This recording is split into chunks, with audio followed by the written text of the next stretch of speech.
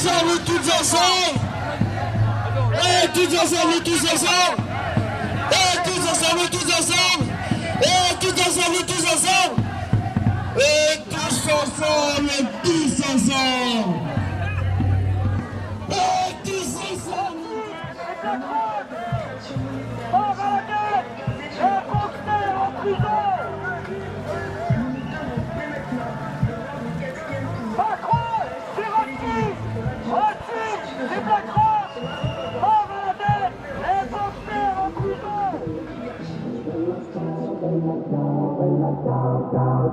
Stamattina mi sono alzato e ho trovato l'invaso. Oh partigiano, portami via.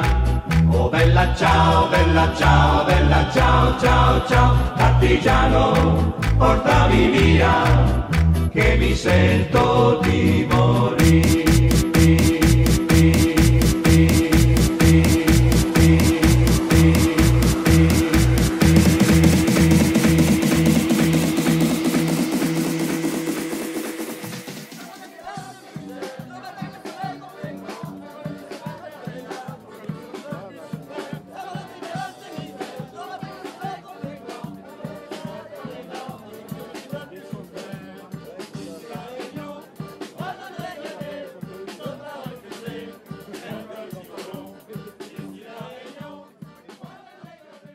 En fait, je vais essayer de prendre un peu de recul parce qu'on nous explique que tout est contraint par la dette publique et les déficits.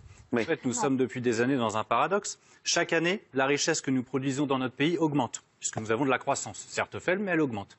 Les impôts, eux, pour la classe moyenne, baissent jamais. Ils ont plutôt même une petite tendance à augmenter d'année en année. Et nous sommes donc toujours en déficit. Mais où va l'argent? Où va l'argent de l'État, qui est collecté par l'État aujourd'hui?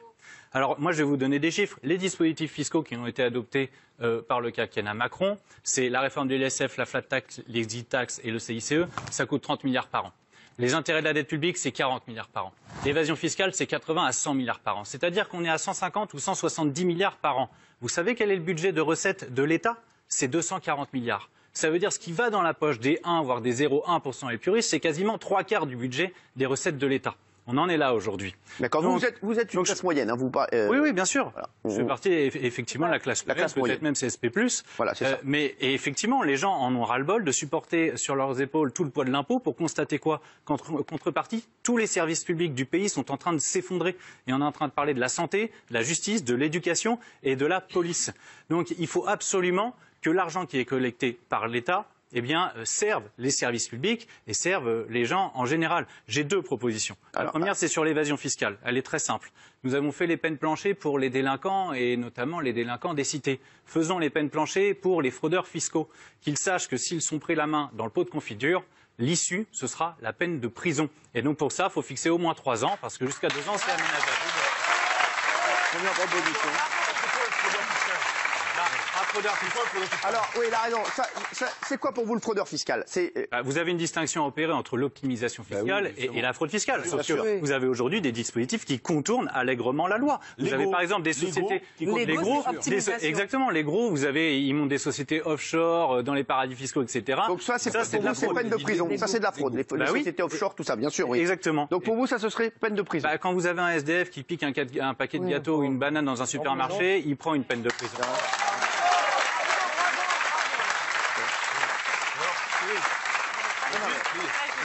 Mais alors, ça, c'est la première. Aujourd'hui, qu'est-ce qu'il a, le gars qui fait ça? Il n'a rien, on a vu Cahuzac, il a pris 2 ans, et donc c'est aménageable, il ne fera pas de prison. Voilà.